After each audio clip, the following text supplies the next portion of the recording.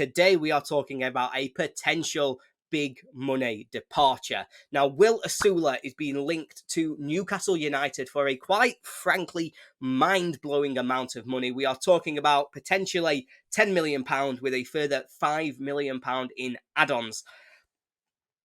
It's blown my mind. It's completely and utterly blown my mind. I can't explain. I'm really excited. Let's say I'm really excited that we might get this much money for a player who, if we're being honest with ourselves, we don't necessarily see as a superstar for United right now. He's not going to be a massive contributor in the coming season, and he's got potential, but this is a lot of money. So it feels insane to me. But before we go into the details of that, the excitement, the worries, the fear, the, oh God, are we losing another young star? Let's talk a little bit more about who 𝗲𝗂𝗀𝗃 is at first. Let's set the context. So for those who watched a video I did earlier in the summer, we did a Let's Talk About 𝗲𝗂𝗀𝗃, where I went through his career so far. I outlined how he'd got to United, where his youth was, how his loans had gone, what he'd done individually. And I'm going to do a very quick recap of a lot of that information in here. If you want to hear more detail or you want to know more about who 𝗲𝗂𝗀𝗃 is, please do go back and check out the Let's Talk About 𝗲𝗂𝗀𝗃 video, where I do a lot of this in much greater detail. But for those who think I chat too much and I just can't stop talking because once I get going I have word vomit,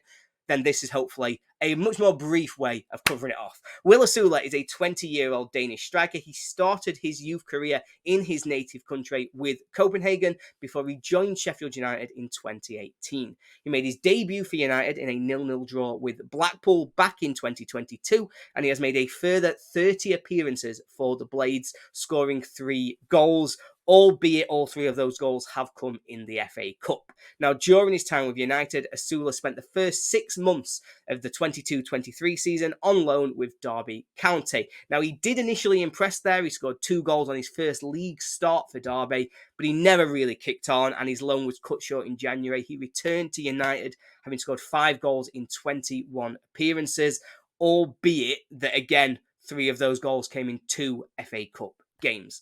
Now, Osula's breakthrough and the majority of games for United ended up coming last season. He made his first start for United against Crystal Palace in the Premier League on the opening day last year, and he's then gone on to make 21 of his 28 league appearances for the Blades in the Premier League. So, as we deep dive into this, I'll be open straight away. These stats do not make for good reading. I mean, he's got 2 goals in 44 league games. Those 2 goals came in League One. He has 6 goals in 5 FA Cup appearances. That's a lot better. But again, you've got to take into account that 3 of those were for Derby, I think against Torquay. 2 of them were against Gillingham for United. And he did get 1 against Brighton, the highest level opponent that he has scored against.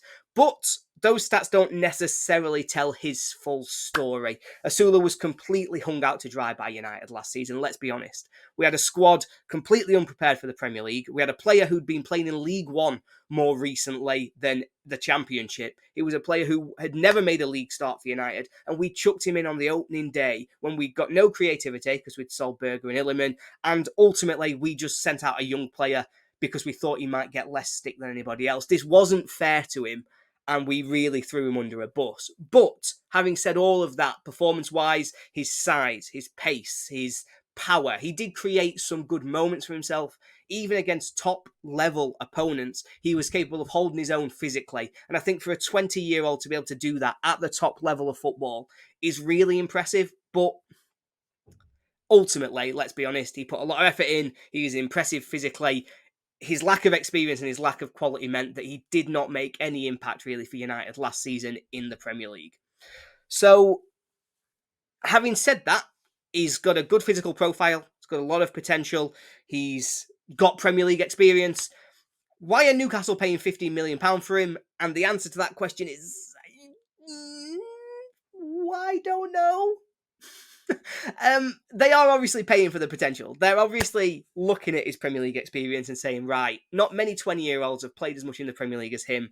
Let's have a look at him. And then they've seen him be tall. They've seen him be potentially fast. They've seen he scores lots of goals at the young age levels, the under-18s, the under-21s. He has shone at those levels.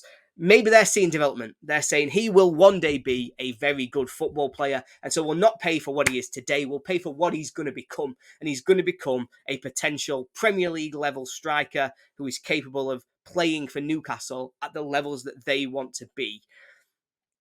Personally, I think it's a hell of a risk for them. I'll be honest. I think it's a huge amount of money for a player who, if I'm being honest with myself, I don't think I wanted to see starting for United this season. I think when I did the Let's Talk About video earlier in the summer, I said it could probably benefit from a League One loan. So the idea that somebody this raw, who's not ready to make an impact in the Championship, it feels like they're taking a hell of a gamble on the potential that he's got. But we know the situation they're in. We know the money that they've got. We know the situation with their owners. They've got the Premier League as well. It's probably not that big a gamble to them. They probably don't see 10 million quid, potentially 15 million quid, as being that much money. Whereas for us, obviously, it might... Is it our biggest ever sale? It'll be close because we don't sell players with this kind of success in mind. I know, obviously, it won't be our record sale with Sander Berg and some of the others who've departed, but it's a lot of money for a player who, as yet, hasn't really shown that he's worth it in a United shirt. But what does this all mean for United? If Osula leaves, what do we look like? Well, as it stands, Osula is one of only 3 senior strikers that United have got at the club. So regardless of whether Osula leaves or not, we need to sign at least one more striker. With him leaving, I would say we need to get 2, maybe even 3 more, because we just need some squad around 𝗜脾𝗱𝗶𝗲, basically, because let's be honest, we've got 𝗜脾𝗱𝗶𝗲, we've got Brewster.